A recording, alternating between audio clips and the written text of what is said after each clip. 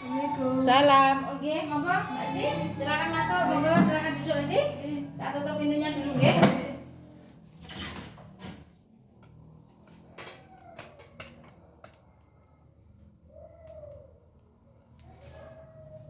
Tutup sendirian dulu sih. Oke. Selamat sore Mbak Esti. Perkenalkan, nama saya Bidan Siswati. Saya bidan di sini. Ada yang bisa saya bantu, Pak? Niki mau tanya, Oke. kenapa persiapan kehamilan itu napa mawon? Oh iya, di sini nanti saya akan menjelaskan kepada jenengan mengenai apa yang jenengan butuhkan. Jadi saya akan menjelaskan kepada jenengan tentang persiapan untuk kehamilan yang sehat, yang mana nanti tujuannya agar panjenengan mengetahui apa saja yang perlu dipersiapkan dan panjenengan bisa menerima kehamilan tersebut dengan senang, dengan bahagia, sehingga tidak ada masalah tersebut.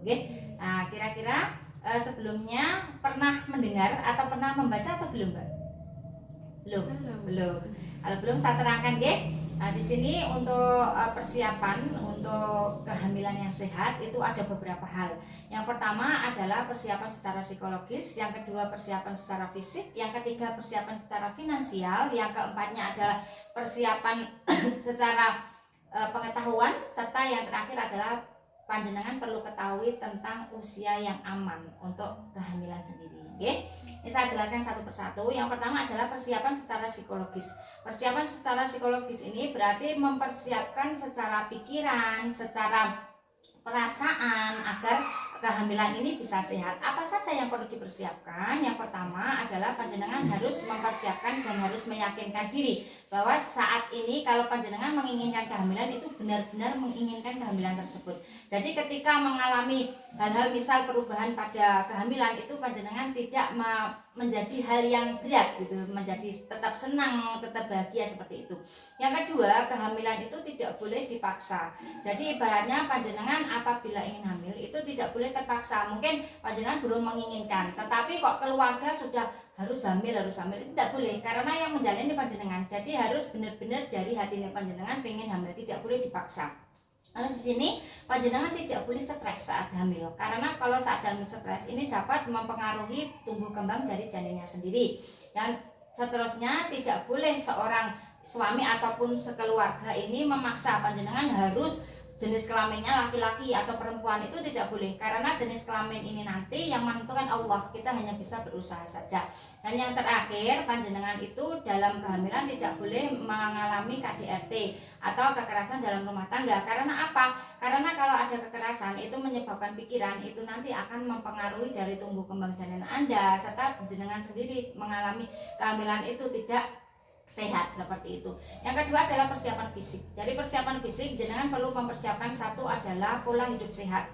Jadi di sini dari pola makan, terusan pola tidur, terus di sini pola makan harus 3 kali sehari. Pola tidur harus minimal tidur itu ya 7 sampai 8 jam dalam sehari semalam. Terus di sini juga harus makan secara teratur, harus seimbang gizinya. Jadi mulai karbohidrat, protein, mineral dan yang lainnya, bahkan susu, buah-buahan dan sayur itu harus seimbang. Semuanya harus dikonsumsi dengan seimbang, sehingga nanti apa yang jenengan butuhkan, apa yang janin jenengan butuhkan itu terpenuhi dari sana. Ketika hamil itu ada penambahan dari makan paling tidak 1,5 kali. Jadi misal biasanya sepiring berarti 1,5 piring seperti itu. Sama lauknya juga sama seperti itu. Terus ketiganya di sini adalah yang perlu disiapkan adalah panjenengan ketika mau hamil ini harus menjaga berat badan ideal. Dengan apa? Berat badan ideal ini biasanya kan kalau di IMT itu indeks massa tubuh itu ada. Misal umur sekian, tinggi badan sekian, itu harus beratnya sekian. Nah, itu ada. Ketika nanti ideal, normal, itu nanti ketika hamil itu tidak banyak masalah. Ketika berat badan berlebih, ini bisa beresiko terjadinya komplikasi, mungkin preeklamsi, mungkin yang lainnya, itu bahkan beresiko ke sana. Ya, seperti itu. Terus ketika hamil ini perlu persiapan fisik, tidak hanya makanan saja, tidak ada makanan yang karbohidrat, protein, dan mineral, perlu mempersiapkan dengan apa? Minum tablet tambah darah serta minum asam folat. Untuk apa? Untuk mencegah terjadinya kecacatan janin serta untuk mencegah terjadinya perdarahan saat hamil, terjadinya komplikasi dan lain sebagainya. Seperti itu. Panjenengan saat menginginkan hamil itu tidak boleh menggunakan KB, tidak boleh menggunakan alat kontrasepsi. Ketika saat ini menggunakan harus dilepas dulu sehingga benar-benar kehamilan itu tanpa adanya alat kontrasepsi. Selain itu juga panjenengan harus menghindarkan dari hal-hal yang buruk, misal adanya kebiasaan, mungkin ada kebiasaan minum minuman bersoda, minum minuman keras atau merokok, itu harus dihindarkan. Serta panjenengan juga harus menghindari orang-orang yang merokok, minum minuman keras. Kenapa? Karena dari merokok, kita sebagai perokok pasif ini efeknya lebih parah ya, lebih berbahaya daripada yang perokok aktif, karena nanti bisa berbahaya untuk paru-paru kita dan lain sebagainya. Itu nanti akan mempengaruhi dari organ-organ reproduksi kita. Terus yang ketiga yang perlu dipersiapkan adalah finansial atau keuangan. Untuk apa? Keuangan di sini yang pertama adalah ketika hamil. Ketika hamil itu perlu periksa, minimal periksa 6 kali dalam selama kehamilan. Dan ini harus persiapkan, kan kita harus bayar nih Bang. Tidak boleh, kita kan juga tidak gratis guys, semua harus bayar. Ini persiapan uangnya untuk makanannya tadi yang saya sebutkan, proteinnya harus diperbanyak, sayuran, terus buah itu juga harus dipersiapkan, serta kalau bisa itu juga dengan susu ibu hamil. Ketika susu ibu hamil ini nanti kan bisa meningkatkan dari tumbuh kembang janinnya sendiri. Nah, selain itu juga harus dipersiapkan ketika bersalin. Ketika bersalin kan butuh uang gitu. Nah ini ketika butuh uang itu hendaknya itu penghasilan panjenengan atau suami itu setiap bulan disisihkan, atau ketika ada rezeki disisihkan. Ketika saat persalinan itu tidak bingung.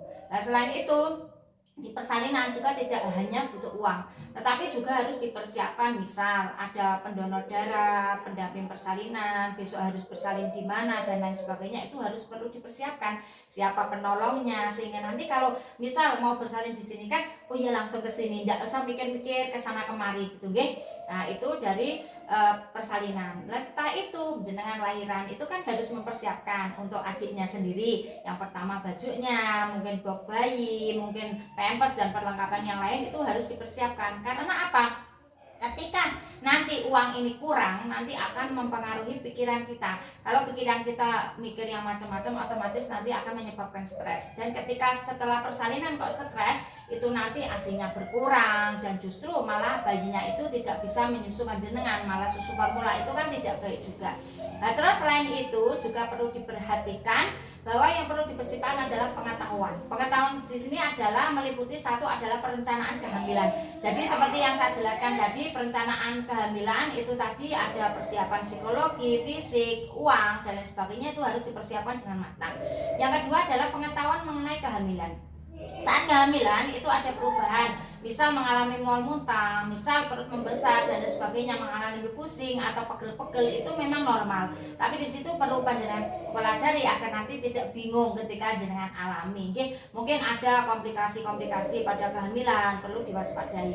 Terus selain itu pada saat persalinan itu panjenengan juga perlu mengetahui persalinan itu terjadi dari pembukaan berapa sampai berapa. Lah ini nanti berapa jam kira-kira. Terus nanti apa yang perlu dipersiapkan, apakah butuh makan dahulu, harus mandi dahulu dan lain sebagainya, itu harus dipersiapkan. Bahkan posisi saat mengejan, cara mengejan itu harus dipelajari sehingga nanti mengetahui hal tersebut. Terus selain itu juga harus diperhatikan mengenai nanti masa nifas setelah lahiran.